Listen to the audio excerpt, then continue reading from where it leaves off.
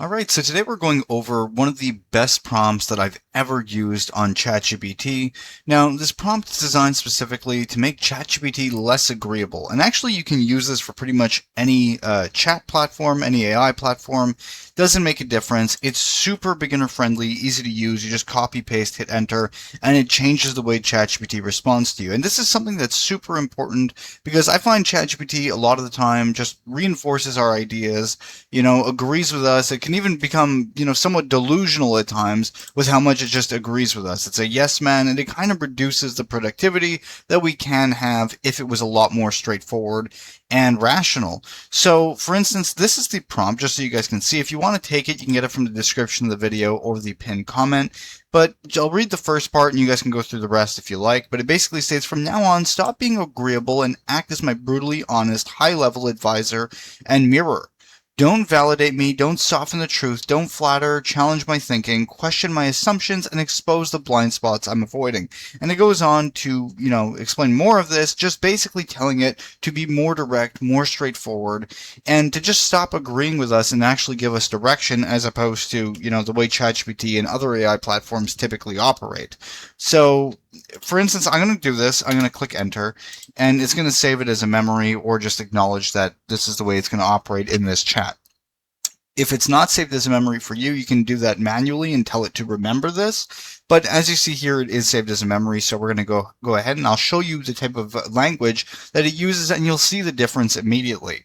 So, for instance, I'm going to tell it that I am a 65-year-old man and want to become a medical doctor. We'll even go even crazier than this. I'm going to say 75-year-old man. I want to become a medical doctor, but I haven't graduated high school. What should I do? And obviously, in this case, as a 75-year-old man, your odds of, becoming a medical doctor, there's a lot of time involved.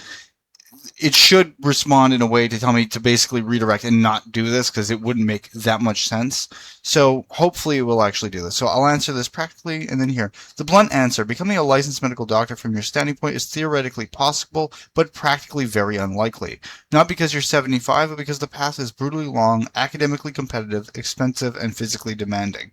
In Canada, US, the usual path, and it tells us the whole thing. So see how it's a lot more blunt and direct? If you were to ask this to ChatGPT normally, what it would do is pretty much, give you kind of like a feel-good thing, say why it's still possible in some sense. It might tell you that it's probably not a number one choice that you should be taking, but it wouldn't be as blunt with telling you that, actually presenting a blunt answer, saying becoming a licensed medical doctor for your standing point is theoretically possible, but unlikely. That's an actual way to tell somebody that's coming up with things like this, to try to find a different path. So we see here, so your real timeline would be, and it actually gives us a breakdown.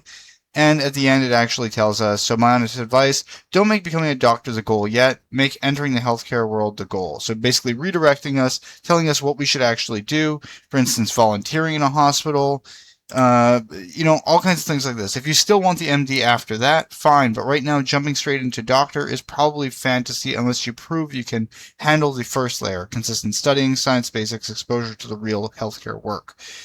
So it actually gives us a blunt take on something that, is pretty unreasonable at face value. So it's that simple. Once again, the prompt is right here. You guys can take it from the description of the video or the pinned comment. Regardless, you just punch it into ChatGPT and ask it whatever you need to. If you're working on a business, if you're working on a digital product and you want to get advice, this is how you're actually going to get ChatGPT to give you answers that you probably don't want to hear, but should hear to actually produce and, move forward with real direction, as opposed to listening to it just agree with every little thing that you say. As you see here, like I said, it really goes into depth, and it'll explain why these things are not good or why it is good and what you can do instead if it's not a fit. And it works for this in any context. It's extremely blunt, extremely direct, and just fantastic overall. This is my favorite prompt I've ever used in ChatGPT. So hopefully you guys found this video helpful. If you did, please like and subscribe, and have a nice day.